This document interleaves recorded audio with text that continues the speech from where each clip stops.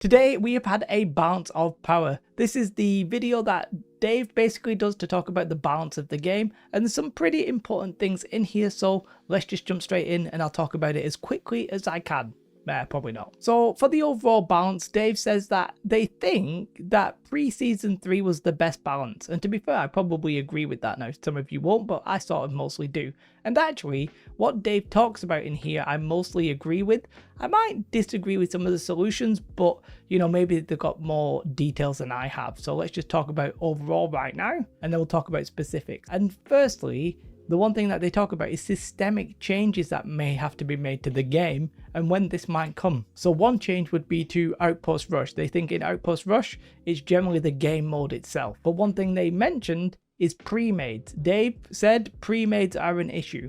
I'm assuming that the win rate for pre-mades is very, very high. This is from Dave. They've mentioned it a couple of times. They refuse to do anything about it, and to be fair, I've literally been asking them about it for about a year and nothing has changed. So they know it's an issue, they're not doing anything, and it's frustrating. I understand that people want to play with their friends, but it's obviously causing frustration. And Outpost Rush at the minute I think is the worst it's ever been. Pretty awful. Dave also talks about how matchmaking is a bit of an issue, probably like in terms of skill, and how one side having healers versus not having a healer is also pretty like lopsided. And they say that that's like system issues that they can't really change yet, but keep an eye out in May. So my assumption, and I said that really weirdly, is that when they announce the expansion, which I'm pretty sure they are going to do in May, as well as a console release, that there will be some indication of ranked arena, ranked play, matchmaking, something like that. Dave then went on to talk about some specific modes.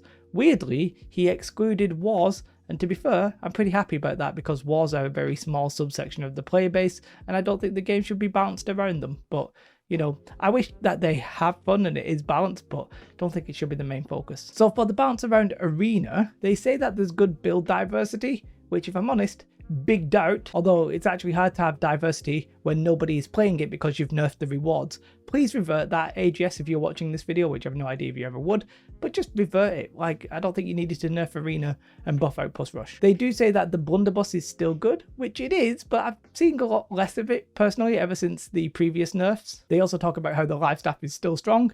Of course, it is strong. It's a lot more counterable now. I don't think it's quite as oppressive as it used to be, but apparently it's still strong. Sword and Shield is also strong, which it definitely is for melee. I would also possibly put Spear in here. I sort of think it's like Sword and Shield, Spear, and then probably Serenity in that order, possibly. But they don't mention Spear or Serenity in this section here. And they also say that Fire Staff Ice Golem are quite strong in Arena as well, which I've tried and I'm pretty goddamn awful with, so that's nothing, no indication of anything really. For Outpost Rush, they continue to talk about how basically range gets points and melee stack up the wins. So if you want the best chance of winning and really don't enjoy your life if you're playing solo, then you should play melee. But if you just want to get your points and sort of just not care about winning, then playing ranged is the way to go. And there's no changes on that front. That's just the way it's going to be until they do something, I guess. I sort of feel like pre-mades will play melee and bruisers because that's more likely how you're going to win by getting on the point and focusing people. And then solo players are playing ranged, and that's why they're not winning as well. I bet that they're intertwined, but they never actually categorically say that. They do say that for the bruisers, the Sword and Shield is quite strong,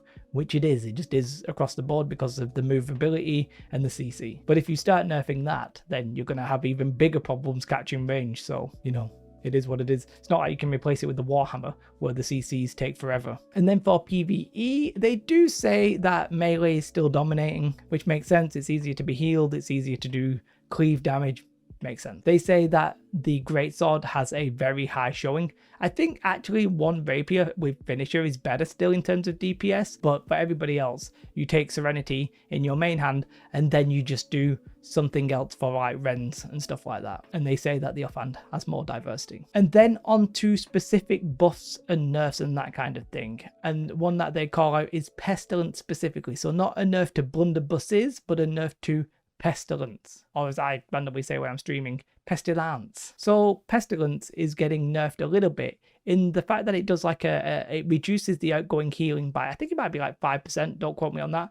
Basically that's getting halved, and I think it actually might stack a few times. My memory's awful, don't quote me. Don't at me. But basically they're going to half the amount of anti-healing it does, which makes sense. However, I'm a little bit worried that in arenas, considering they mentioned that life staff is strong, that healing will then just be even stronger. So don't know if there's going to be any kind of balance there. Will they just nerf Pestilence and not do anything? Probably, but okay, this is a change. Probably okay, I guess. Does it reduce the point of having the artifact? Maybe. And then an artifact that is getting buffed, but I don't think they actually said how, is Koya's knee guards. They said, or Dave said, that they want this to be the best anti-ranged defense item, and it's simply not. I mean, weirdly, it's way better to just have heavy armor at the minute to have rather than have Koya's. It doesn't really make any sense. I think Koya's is actually, it's either light or medium. It's definitely not heavy, which weirdly, considering the meta right now for pretty much everybody but light ranged, sort of reduces its pointfulness, I guess. Anyway, it's getting buffed. They didn't say how. They did say that featherweight is determined, or they want that to be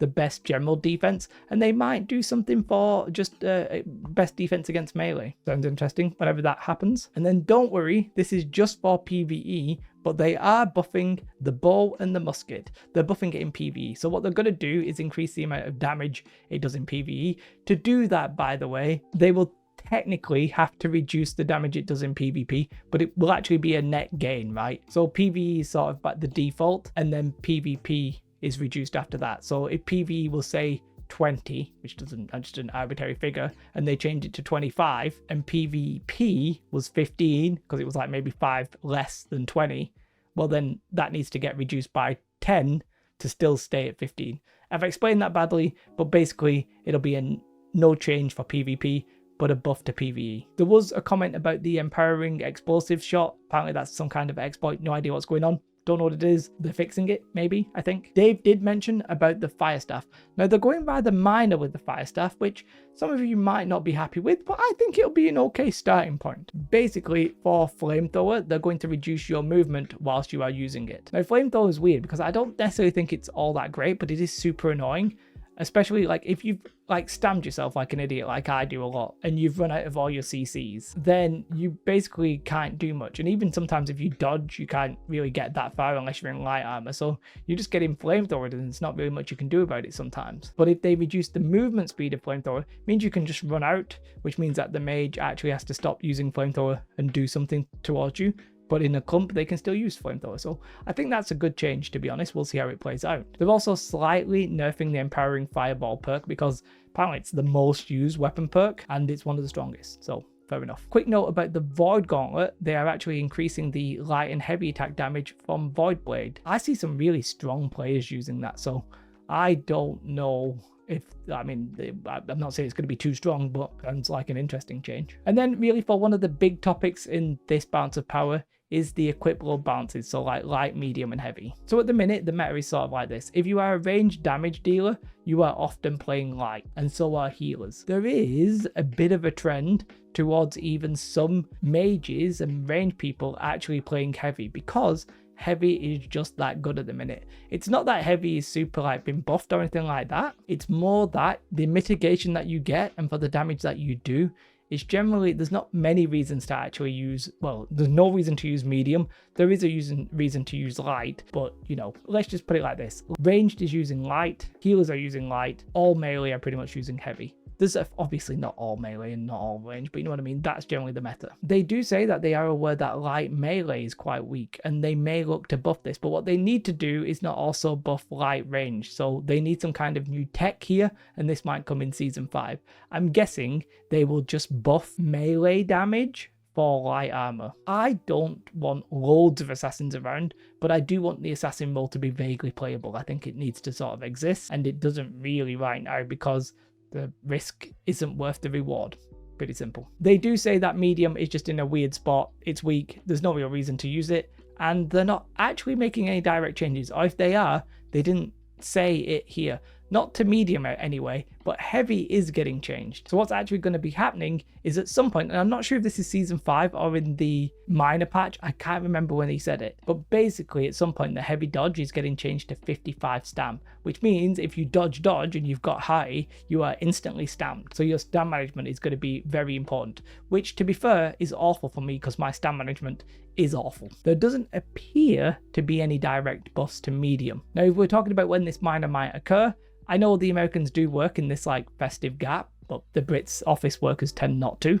I don't know if the patch will be the 2nd of January. I think it's more likely to be the 9th, but that's just a complete guess if I'm honest. One thing that has happened that's not really related to this video, but maybe it is because it's the arenas, they randomly just changed the arena map. It had been the Brimstone version for like 7 weeks or something, and then I logged on today and it's the original map. No idea how that happened, no idea why that happened. They just did it very quietly on the 27th of November. So overall, I think Outpost Rush is awful, and we do need some systemic changes. We need actual changes to some of the content, like Outpost Rush. What I would like to see them just do, literally for a week or two, just as a test, disable pre-mades, see if that's what the majority of players would enjoy. The problem I think with pre-mades right now is the longer this has gone on, and this by the way has gone on for nearly a year, if not actually longer, but it was pretty much about a year ago when leaderboards were introduced. And that's when I think pre-mades really started kicking up a level. And it's when I started asking questions about it and asking for it to be changed. But obviously that's not happened yet. But I would like to see them just disable pre-mades for a while, add mounts, do those two things. Let's just see how it goes. It'll either work or it won't. Obviously, like we probably need a different map. By the way, when people are saying we want PvP content, if AGS is randomly watching this, we don't want another Outpost Rush map. We actually want a different game mode. I mean, some people want another Outpost Rush map, myself included. I'd like both, but I'd prefer a different game mode as well. And then with the matchmaking and the ranking and all that kind of good stuff, that's probably going to get announced in May. As I said, I think it'll be the expansion. The expansion, by the way, I think is coming in September. That's just when it would line up to be. For the balance changes, yeah, I think the fire staff might be a little bit undertuned there. No changes to bow. Feels a little bit undertuned. I'm a little bit worried that if they just sort of nerf the melee side of things in heavy, and they don't necessarily change anything on the range side of things, that if anything, the meta in Outpost Rush is going to get worse. I've got to tell you, even in Arena, I'm very strongly considering just playing Firestaff Blunderbuss. Even though they're getting nerfed, I might play that or Bowl. Maybe I'll just join the thousands of Bolt casters out there, which by the way, there's possibly a bug with Bolt caster that if, you know, everybody's using Bolt caster, it's triggering off other people's. That's all kind of sketch. I don't know if that's true. I haven't tested it, don't play it. But yeah, I'm a bit worried about that. I do think heavy was too strong in relative to like medium, that's true. And I think the changes they're doing there are fine. I'm just a little bit worried that not much changes to the range side of things could, you know, be problems for the melee. However, they are nerfing Pestilence, they are nerfing Firestaff, but no changes to the bow. Well, that they know. I guess maybe I could whack on Koi's knee guards, I guess. Big shout out to my Patreons, really appreciate you guys. There's still a couple of people I need to like probably add to this list. I do apologize. It's been Christmas, like I've been mega busy, right? I've literally been out 4 days in a row, back to back. But come and talk to me on Twitch. I've still been streaming though on Twitch because I'm a mad lad, so come and watch me on Twitch. Have a most beautiful day. Like and subscribe. Goodbye.